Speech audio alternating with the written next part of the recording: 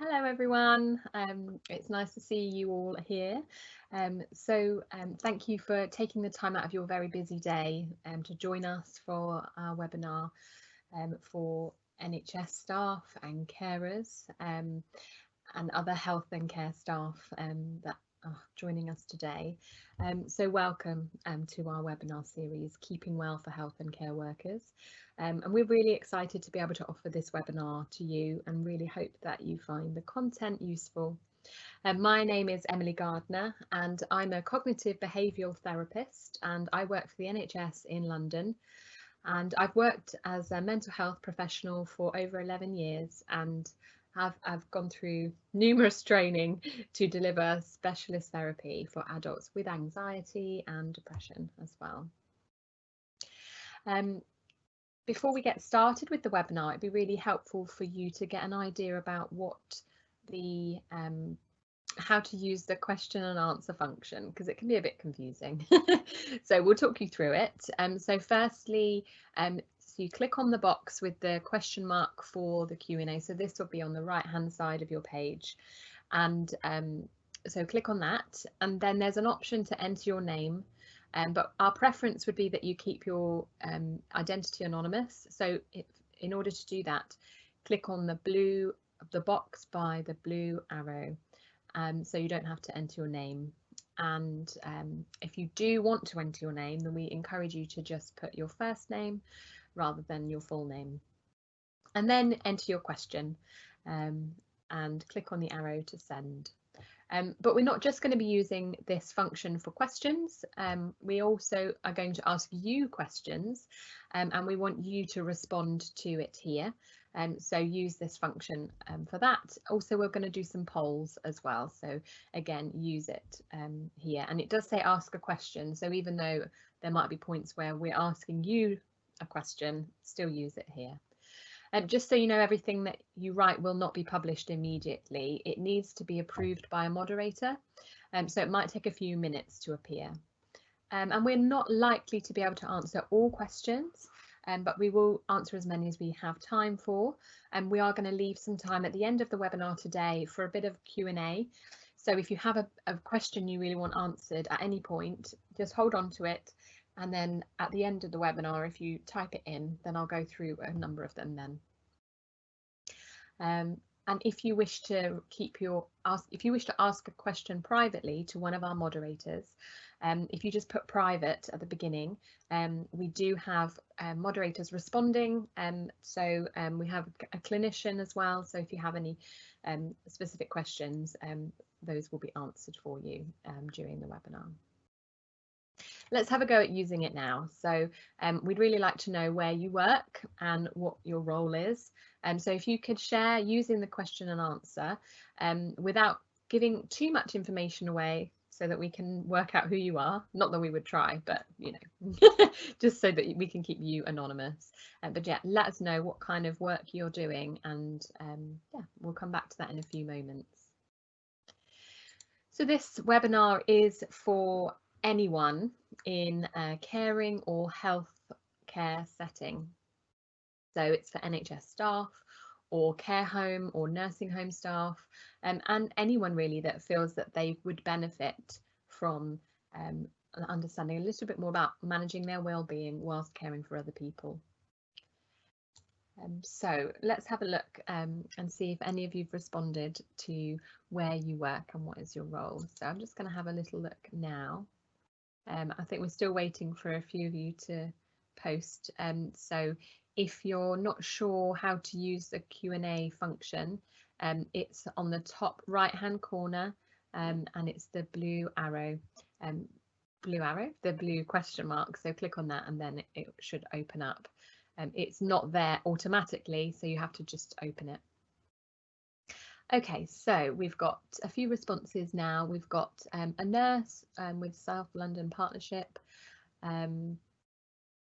work for a charity and my role as an advocate, sexual health education, working with a specialist dementia day centre, currently working through outreach.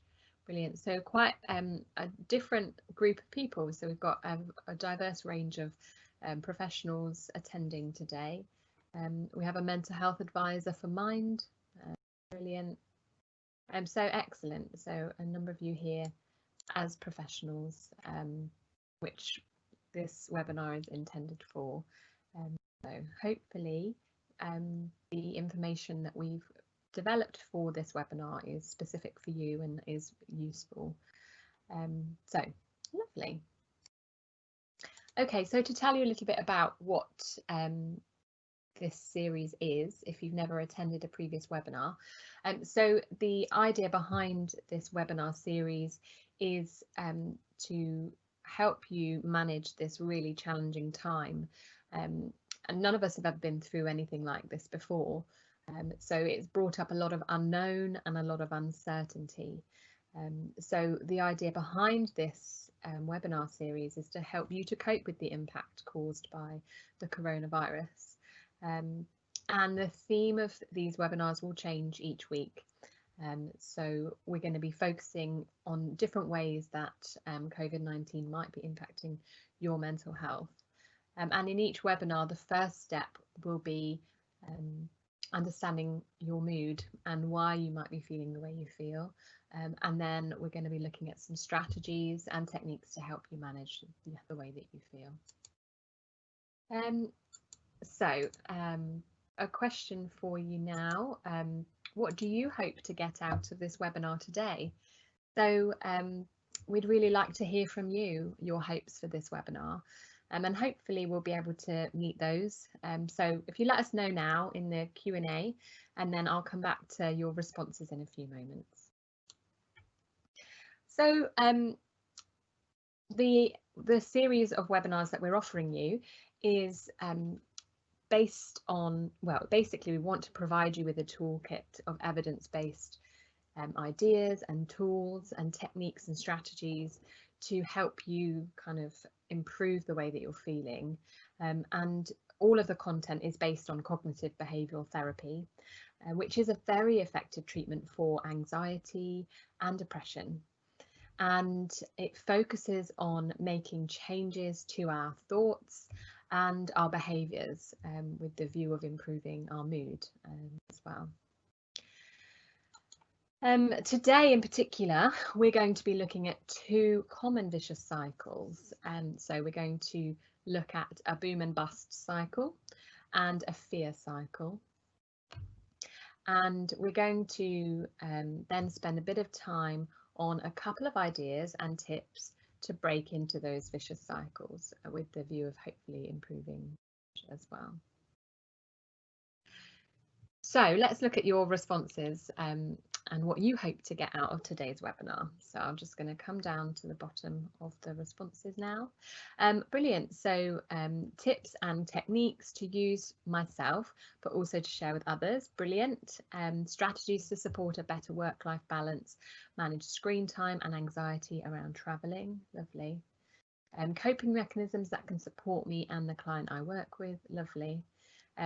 Yeah, so for all of these so far, there's going to be a few tips and strategies that you'll go away with today to hopefully help you cope and manage things at the moment.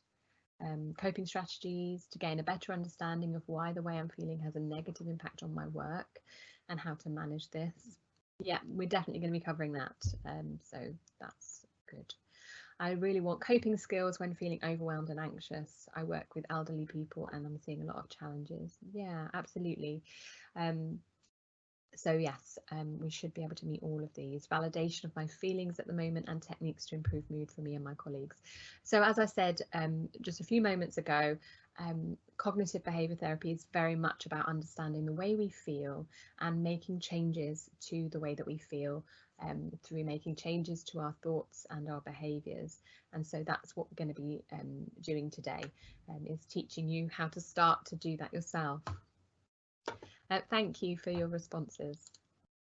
I have another question for you now. I'd like to hear from you what challenges you have faced since COVID-19. So it's been quite a few months now, and you've probably been going through quite a number of challenges and difficulties that you've been facing daily, weekly. And so, yeah, please share some of the things that you've been struggling with. I will come back and look through those in a few moments. And when you can look through these yourself, everyone else's responses, and I'd encourage you to like, I know it kind of feels counterintuitive to like a challenge, but I guess in a way what we want to do is, if you've experienced something similar or if it feels relevant to you, then like it. I think this is a good way of us sharing, you know, whether or not we've gone through a similar challenge, because it's likely that there will be crossover with a lot of these challenges. So yes, so have a look through everyone else's responses, and if you have experienced something similar, then like it. And I'll come back to those in a few moments. So we had a think about some of the challenges that are common for health and care workers. And so I thought I'd pull some of those together just to get you starting to think about some of the challenges that you're experiencing. So for instance, it might be an increased workload, and that might be as a result of reduced staff or having more work to do. Or maybe limited healthcare resources has been quite anxiety provoking or really difficult. Not having enough PPE, or I think there's been lots of changes in guidelines around PPE constantly. It's constantly changing, so that can be difficult. It may be that you've been under a lot of pressure to make really difficult decisions that maybe you didn't, maybe normally that wasn't your role, but because of the changes, that's now your role. Or maybe you've made decisions that you regret or you're finding difficult because of the consequences of those decisions. Perhaps you've experienced or witnessed really distressing things, and that's been really hard to kind of deal with and live with. Or maybe you're living away from your family and community because of the fear of passing on the virus to them, and that means that you don't have that support. You don't have your family members close by. Maybe your loved ones are shielding, and so you're not able to really see and be supported, and so that network that you're used to has been taken away. Perhaps you've been redeployed, and so you're working in a very new and unfamiliar team. On top of all of the challenges, you're having to govern new things, new strategies, new policies, so it's a really unknown, uncertain time.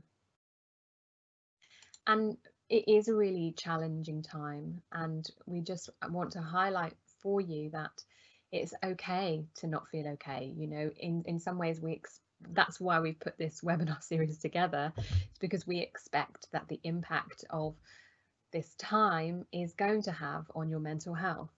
You know, it's normal that you will be feeling the way you feel because of the challenges you've been facing. So it's a normal response to feel overwhelmed, to feel anxious, to feel stressed, sad or angry at times. And it is understandable that this pandemic might be bringing up in you a roller coaster of emotions. And you may have found that you have experienced surges of adrenaline where you've been go, go, go, go, go, and you've been literally pushing yourself so hard. But you might find that over time, as time has progressed, that you're running on empty now, or starting to, and that's a struggle because you're struggling to maybe do what you used to be able to do. And that's absolutely fine to be at where you're at. Everyone is different, and everyone's experiences are different and has different emotions at different times. So don't feel bad about how you're feeling right now, and it is normal to feel the way you feel. We've all been through a lot recently. I suppose what this webinar is about is helping you to identify kind of why you're feeling the way you feel, and why it's normal and understandable, but also how you can make some changes, and so what you can do differently to improve the way that you feel. So if you need urgent support right away, we want you to know where to turn, and so this webinar hopefully will be really helpful and give you some really practical things. but it's not necessarily going to offer you that immediate support if you do need it. So if you're having thoughts of suicide or of harming yourself, or have thought about self-harm, then it's really important that you tell someone. Don't struggle alone. So we recommend the Samaritans, and you can call them for free on 116 123, and they're open 24/7. But the Samaritans and the NHS have actually come together, and they've developed a wellbeing support line for NHS and social workers, and it's available from 7 a.m. till 11 p.m. Every day. And the idea behind this support line is to help you to help yourself so that you can continue to help others. And it's a free helpline on 0300 131 7000. So please use these if you need it. So let's come to some of the challenges that you've faced since COVID-19. So I'm going to come and have a look at these now. Not being able to plan for the future. I think that is a universal challenge, myself included. It's really hard to know, to make decisions, and some of these are life-changing decisions that we need to make, and we don't know what decisions or choices to make because we don't know what's going to happen. We don't know the future. We don't know how many weeks or months or years this could go on for. So it's really hard, absolutely. So that's one of the biggest challenges for sure. Managing crisis calls and challenging calls from home. Yes, that can feel very intrusive, and it can feel very difficult to leave that behind. Whereas previously, when you were at work, come home and that was your haven, safe space to relax and unwind. But now that's coming into your home, it can be really hard. And in next week, in a couple of weeks, next week, we are going to be doing a working from home webinar. So that's going to have some tips and ideas about managing that, that kind of thing. So managing that, dealing with that work from home and how to separate work and home life. So we're not going to cover that specifically today, but hopefully if you come along to that webinar, that will specifically tackle that. Shielding and the thoughts that come from living in isolation, and concerns about job. Yes, it's hard, isn't it? Being in isolation for so long is a real challenge, and it can feel very alone. We can feel very alone and lonely, and obviously, as you've mentioned, worries and concerns. So we're going to be tackling worries as well today, so we'll talk about that. Working from home, deciding whether to send a child into school, isolation from other family members, feeling unsupported by work. Yeah, so again, all of these challenges are really hard. Lots of things are up in the air, lots of unknown, and we're having to make difficult decisions right now that are really hard. I've probably got time for another one. Due to my role, I have unfortunately had to support a lot of my clients with issues around death and hospitalisation.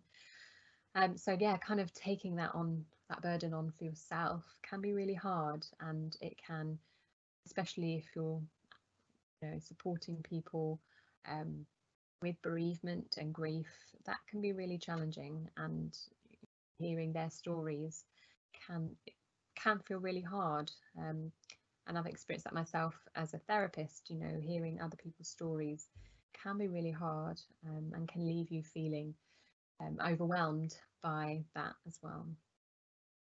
Thank you for sharing your challenges, and it may well be that you've all experienced similar things or very different experiences, but it is a very challenging time for all of us.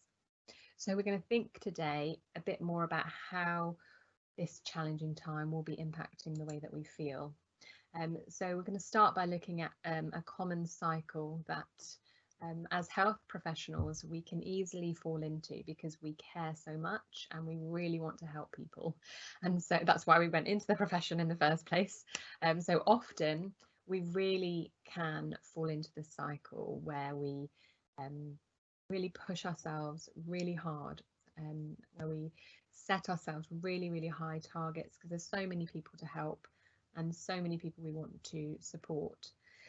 And over time, we can start to feel that the demands on us outweigh our resources and our ability to cope with those demands. And so we can get caught into a bit of a boom and bust cycle. Over time, and specifically as a result of the coronavirus, you may have found that you've got a lot more to do, you're pushing yourself really hard, and you're feeling maybe other people, there's other staff off sick or shielding, so they can't do the job, so you're having to do more, and so you're juggling a lot more. And so the boom part is that push, that overactivating of ourselves to really do as much as we can until we're exhausted. And then once we're exhausted and worn out, our mood and energy crashes, and this is where we have a bit of a bust.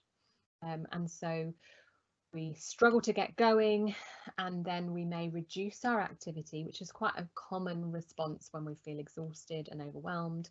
We rest and we put our feet up, or we avoid and procrastinate other things because we can't face it right now. We might avoid social activities or put off pleasurable activities. And then because we're doing this, we feel guilty, and those pressures can start to build. So we then may set ourselves high targets as a result, pushing ourselves to get back to normal right away.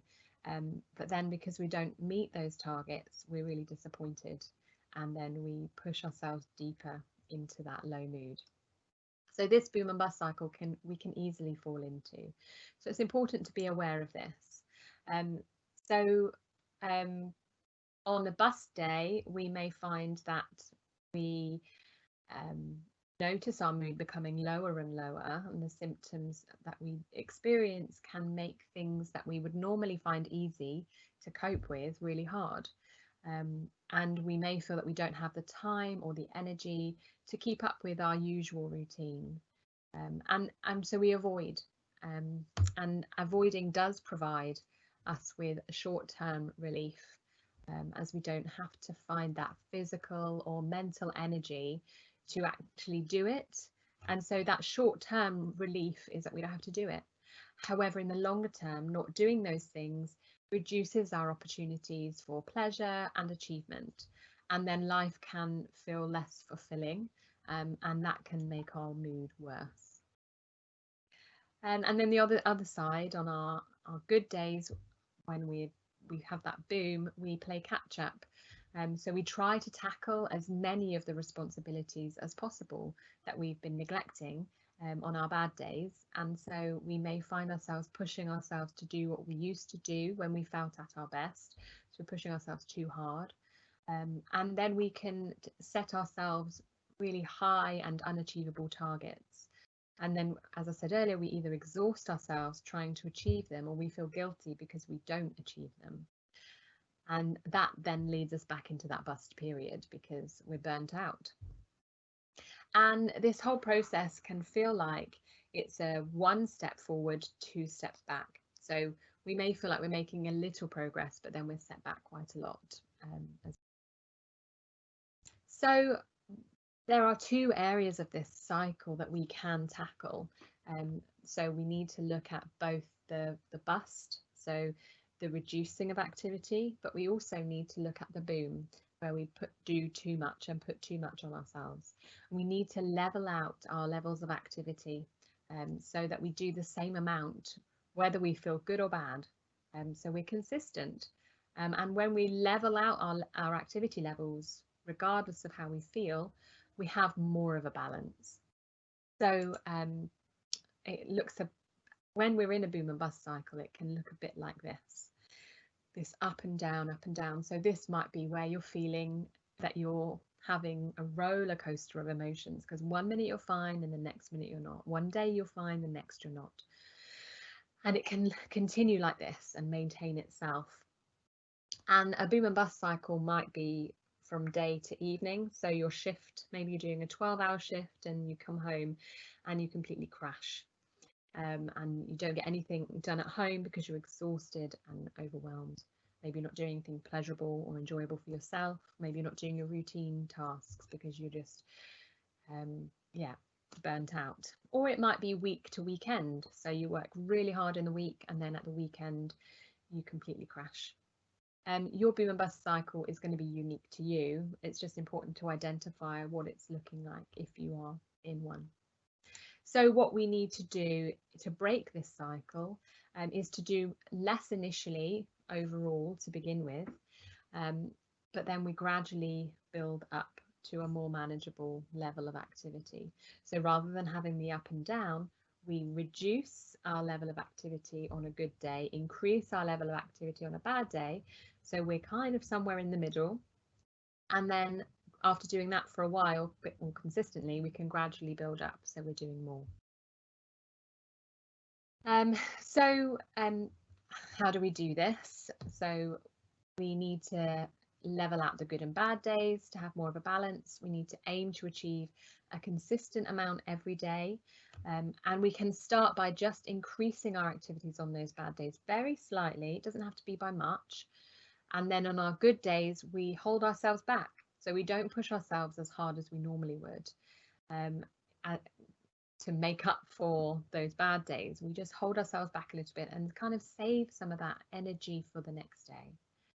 And we can do this by scheduling. So we plan our week ahead and we plan it in advance, and we build our routine around markers such as regular meal times, when we go to bed, when we wake up, and also specific key things that we might need to achieve at work as well. And then once you've planned your week, it's about sticking to the plan as much as possible with some flexibility, but not being led by the way that we feel.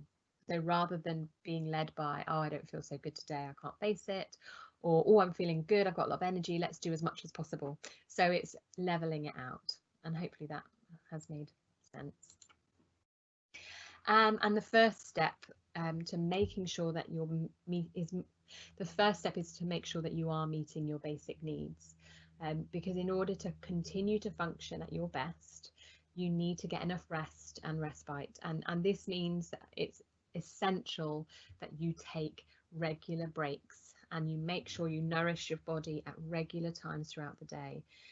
Eat regular healthy meals, don't rely on caffeine and sugar to get you through, and whilst it does give you that rush of energy, it wears off quickly. So it's important to be aware of this. You need to look after your body. If you want to continue to work at the high level you're working at, you've got to look after yourself. And that can feel hard. I know it can. And we're going to talk more about that in a few moments. But before we do, I want to talk a bit about building a scaffold. Most of us have different areas of our lives that support us, different areas such as our work, hobby, friends, etc. And it can be really beneficial to have lots of things that make us feel good about ourselves, or make up our personality or character, or make up our lives. And like a scaffolding on a house, if a house is in trouble, so if a house needs repairing, it needs scaffolding to support it. And so like scaffolding, we need different areas of our lives to support us when one of our areas in our life might be in trouble, for instance. So we build a framework to help us cope better with the challenges and changes that we might be experiencing. And it can be really helpful to think specifically about all the different areas of our lives that support us, particularly when we're feeling overwhelmed with the demands of work, for instance. It's even more important that we have that support in place. So to give you an example, person A has two areas that make up their life: their work and their relationship. So when this person begins to experience difficulties at work, they would then only have that one area to support them. And because they only have that one area to support them, they then feel like a really large part of their life is in turmoil and in difficulty. Whereas person B, even if they experience the same difficulties, they will have a much wider range of support available to help them, and they will feel much more able to cope with the situation, as it feels like only a small chunk of their life is in turmoil. So we need to think about what areas support us. So when work is difficult and challenging, what can we turn to for support when we get home from work? And what other areas of our life support us and give us value and meaning? So it's about thinking and considering what we need. So building that scaffolding into our lives. So whether it's spending more time with family or friendships, building a social network that can support you, friends that you can talk to about some of the difficulties that you're experiencing, or friends at work, because often friends at work know what we're going through. So reaching out and making friends with colleagues can be really beneficial. Hobbies can be a fantastic way of supporting you, and exercise as well, which we're going to talk a bit more about later on in the webinar. But yes, any number of these, and we haven't included them all, so just really think about what supports you and how many areas are part of your scaffolding. And if you feel like you don't have many areas, then it's about building those into your life. And one of the obstacles to creating scaffolding is that we can believe that we must prioritise the needs of others above our own needs. This is a really common problem that people face. But the problem with this is that when we neglect ourselves, we become less able to cope with all of the things that we want to. And so it's really important to remind ourselves that in order to continue to look after others, we need to look after ourselves, and we need to look after ourselves first.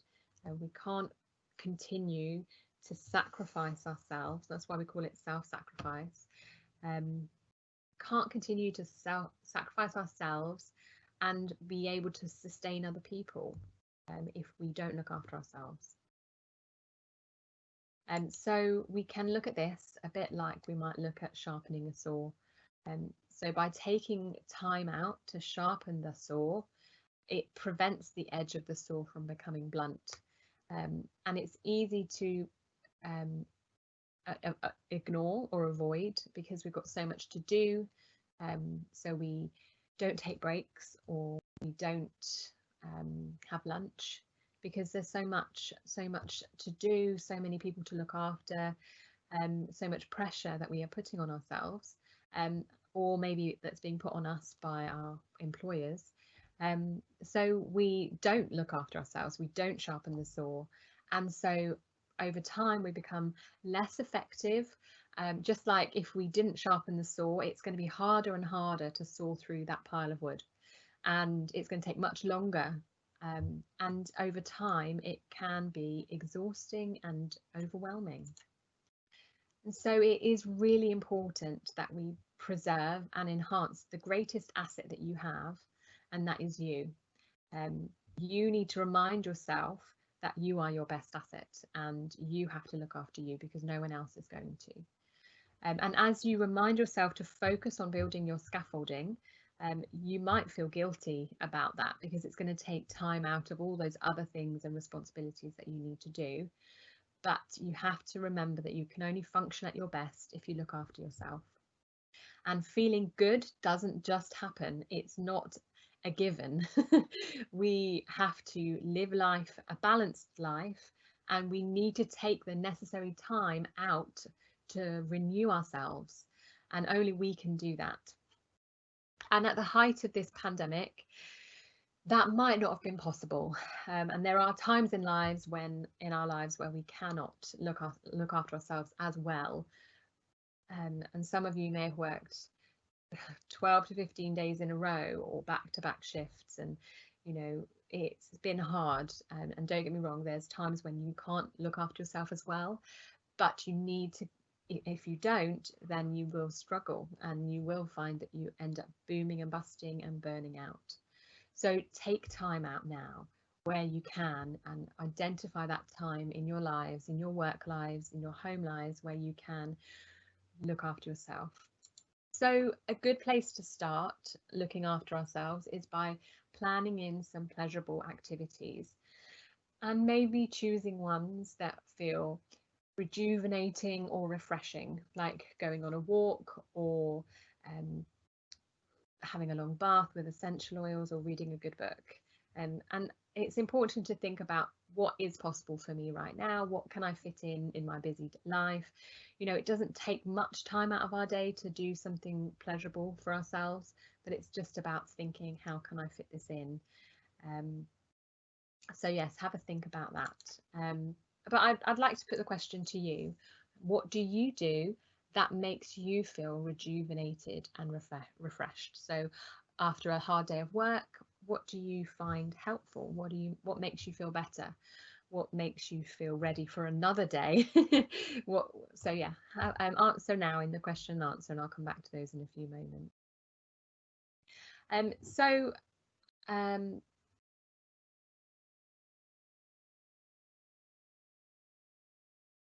It may be that not all of the activities are possible, because at the moment some of you may be shielding, or family members might be shielding. So actually the restrictions of lockdown, or the coronavirus, might be making things really hard for you to do some of the things that you used to enjoy. Or maybe you're feeling anxious or concerned about going into social situations, or going to the gym, or going out for meals, and these are things that normally you would enjoy. And so it's important to think about how you can adapt some of these activities. And even though lockdown restrictions are reducing, it may still feel like some of these things aren't possible. And so it's worthwhile thinking about how to adapt some of these activities. So for example, we want to think about specifically what you enjoyed about that activity, and how you can still get that same benefit but from a different activity. So for example, going out for lunch or coffee with colleagues is something that you used to enjoy, and what you enjoyed about this was being able to connect and talk with friends over some nice food or cake.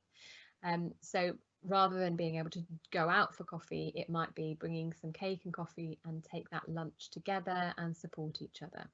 So there's some other ideas there for you to have a look at, and we'll and you can have a look at that in the slide deck later. So let's come to your responses now on what makes you feel refreshed and rejuvenated. So I'll have a quick look now. Exercise when I can, brilliant. Bubble bath with candles and music, yoga and walking. Sleep, spending time outside in the sunshine, exercising, drinking water, spending time with friends, lovely. And there's quite a few more exercise related ones: swimming, YouTube exercise, brilliant. So really great ideas that you've shared there, so thank you for sharing those.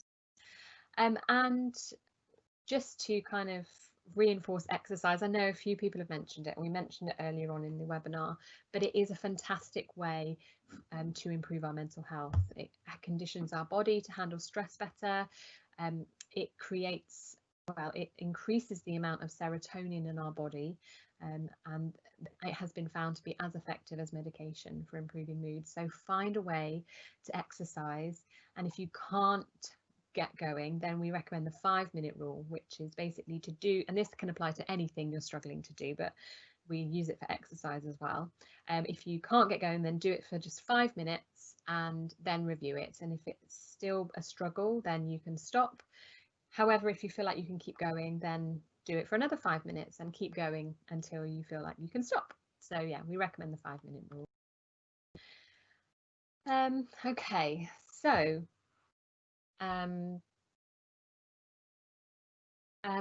we're going to move on now to thinking a bit more about worry and anxiety. So we have here a common 5 areas model, which highlights the significance that worry plays in the way that we feel. So a 5 areas model is basically breaking down and helping us to understand our mood, our emotions, and what's going on. And with this 5 areas model, we've included all of the life events that many of you have potentially been experiencing recently, and some common thoughts that you've been having, and the impact that that might be having on your emotions, your behaviours and your physical symptoms. And all of this kind of spirals out of control and can feel really overwhelming. But what we do in cognitive behaviour therapy is pick an area to make changes. And for the purpose of today's webinar, we're going to take the behaviour of worrying and teach you another way of dealing with that. So I've got an experiment for you to try later. We don't have time now, but later on, I want you to think about how your mood is right there and then. So think about your anxiety out of 10, 0 being the least anxious, 10 being the most anxious. Rate it, and then allow yourself to worry for 2 minutes. And then after the 2 minutes, reassess how helpful that worry is, and re-rate your mood out of 10, and think about how that worrying might be impacting the way that you feel. So a question for you: what are your concerns and worries? So what are some of the things that you are concerned and worried about? And if you write them in the Q&A, I'll come back to those in a few moments. I'm just going to talk you through a technique that can help with some of these worries that you're experiencing.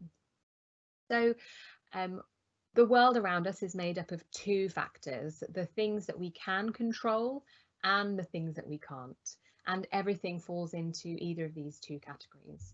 So the purple circle out of our control, and the green circle, which is within our circle of control. But there is also a 3rd category which kind of falls in between the 2, and this is our circle of influence. So we can influence a lot of different aspects in our lives, but not everything. So it's important to understand the difference between what we can control and what we can influence. And if we can control something, we have complete control or authority over it. There's no ambiguity there. It's within our control to make a choice or change. Whereas influencing might mean some more of an impact, but we can't actually guarantee the result that we want. So we often spend a lot of time worrying about things that we have absolutely no control over. And so these are things like the weather or the past. And so, for example, we can learn to accept that we can't control the weather and we can't change the past. However, there are other things that we can find really hard to accept that we can't control, and we can spend a lot of time worrying about these things. So lockdown restrictions easing, that might be a worry, and it's something that we can't change or control, but we might be worrying about it. Or maybe decisions made by your managers or your organisations. We can worry about those decisions, but actually there's nothing we can do to change that. As we can't change the past, it's already happened, it's already done, and dwelling on the past can just lead us to feel angry or disappointed. So no matter what we do, we can't change any of these things, and so why are we worrying about these things? It's just causing us a lot of distress and anxiety. And then the kind of 2nd circle, our circle of influence, this is where we can have some influence, but it's minimal and it might not actually change anything. So 2 examples are recycling and voting, and both of these are really important and fantastic things to do. But if we're the only one that recycles, it's not going to make any difference. If we're the only person that votes for a particular party, that party is not going to get into power. And so we're a small part of a bigger picture, and we can often get so frustrated and angry about things not changing, and worry a lot about things that are out of our influence. And so changing others, you might be really frustrated about people adhering to social distancing or wearing a mask, for instance, or you might be really concerned about your health. And our health is a difficult one because there are definitely elements of our health that we can control, we can change, but there's a significant part that is out of our control. You know, we can't control whether or not we get sick or whether we are in an accident, get a disease or illness. And so worrying about these things can just leave us feeling really frustrated and angry that things aren't changing. And then finally, it can be more helpful to focus on the things that we do have control over. So our actions, our self-talk, and what we focus our time and energy on. I'm going to briefly look at your response to the question, what are you concerned and worried about? So running on the spot, oh no, that's the previous question. There we go. That if I forget to do something, it will cause a negative impact on my clients. Traveling to visit family and passing on the virus, so worries about transmitting the virus.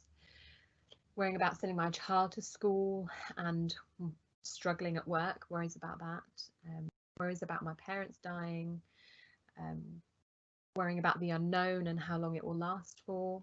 Worrying that I'll burn out. And I'm worried that I might neglect my clients' needs if I become burdened or become ill, and the impact that will have on my family and family members' health, and lots more. So absolutely, a lot of these worries, it's important to think about where they fit in terms of the circle of control, whether they're out of your control, within your circle of influence, or within your control completely. So what do we do with these worries? So start with one of them. So you could pick one of your own worries, pick a subject that you're anxious about, and focus on what you can control within that. So I've got an example for you here. So since being redeployed, we may be worrying about some of the patients that we previously were responsible for, but are currently unable to offer treatment to. So that decision was probably out of your control. You didn't get a choice in being redeployed, it just kind of happened, and so that's not something you can change. But you may be able to check in with your previous clinic or request an update. That might be something within your control, but it also might not be. But what is within your control is what you can focus your time and energy on. So we can focus on the individuals we're currently caring for. We can make sure the people we are redeployed to care for, that their needs are fully met. So it's important to identify what we can spend our time and energy on, and what is worthwhile spending our time and energy on. I mean, does it help us to dwell on the things that are outside of our control? And that experiment that I suggested earlier will hopefully help you figure that out. Okay, so kind of coming to the end of the webinar now, so some take-home messages for you. So if you're in a boom and bust cycle, it's important to aim to achieve a consistent amount each day. So firstly, identify whether that's you and try and level out your level of activity. It's essential that you meet your basic needs, and you can tell yourself now, from now on, that you have to have breaks. Not just a lunch break, but also tea breaks, you know, snack breaks, walk breaks, fresh air breaks, whatever you need to look after yourself and nourish yourself regularly, not just once. It's not enough. You need to do it throughout the day. Also, to build a scaffold to support you during this challenging time. Find creative ways to rejuvenate and sharpen yourself. And remember to exercise, as it's just as effective as medication for improving mood. And finally, focus on controlling what you can control. Don't spend your time and energy on something that you cannot change. Focus on what's within your control. So I'd like to do a quick poll with you now. If you like the one in the question and answer, which you're going to have a go at over the next week. So one of these strategies or ideas that you want to give a go, like that now in the question and answer. And while you do that, I'm just going to highlight a few things within the slide deck that you can use. So we have a 5 areas model with some prompts that you can have a look at following on from today's webinar. We also have and some information about post-traumatic stress disorder. So you may have witnessed or experienced something really distressing over the last few months. I want to talk a little bit about how that might be impacting you now. So you may be noticing that you're having flashbacks or nightmares, and it might feel like you're right there reliving it again. And you might find you're having uncontrollable thoughts about the event. And this is completely normal, and it's a normal reaction to a traumatic experience, and these symptoms can last a few weeks. However, if it's been a few months since the event and you're still experiencing these symptoms, then it's really important that you seek help. And these symptoms are easily treated with the right support. So where can you get that support? Well, local IAPT services are available and free to help you if you need help. So you can find that your local IAPT service using this link. You just type in your postcode and it will take you to your local IAPT service. If you need urgent help, urgent support, then we recommend the Samaritans or the Samaritans and NHS support line, or Shout, which is a 24/7 confidential text service. So please use those resources. And we've also put together useful links and resources for you, which you can find in the slide deck, which will either be emailed to you if you registered for this event through Eventbrite, or you can find it on the Thrive London website. And we also have a list of all of the webinars coming up. So we'd like to invite you to our Coping Well During COVID mindfulness webinar, which we have on Thursday. So it's relevant for everyone, so please come along to that. We have the next episode in our Keeping Well for health and care workers next Tuesday, so we're going to be looking at preventing burnout. Then next Thursday we're going to be looking at working from home and staying well, so please register for those. You can register for both of those webinars on either of these links. And we'd love to hear your feedback from how you found today's webinar, so please take a few moments to do that now. We're going to copy and paste that into the comments, so you can click on that link there. And we're also going to open up the rest of the time, which is only a few minutes, I'm afraid. I've talked a lot today. So we'll hopefully have time for 1 or 2 questions. So if you do have a question you'd like me to answer, please type it in now and I'll come to those in a few. Okay, so that's everything for today. Let's come and have a look at your responses to the poll. So I think most of you are going to focus on what's within your control. And if you want to learn more about anxiety and worry, we're going to be looking at some further strategies for anxiety when we look at burnout and stress, coping with burnout and stress, which is not next week but the week after. So if you want more information on that, come back then. Let's see if you have any questions. Okay, so there's a question about the fight or flight response. So the fight or flight response is quite a common symptom with anxiety, and this response can feel harmful. Those physical symptoms, so our heart racing, our heart pounding, we might feel nauseous, and that can feel really overwhelming, and it isn't harmful. So hopefully that's good news for you who's asked the question, but it's actually quite a normal, natural response. So the physical symptoms of anxiety are, they're just about keeping us safe from danger, so they're not harmful or dangerous. So no, hopefully that's helped.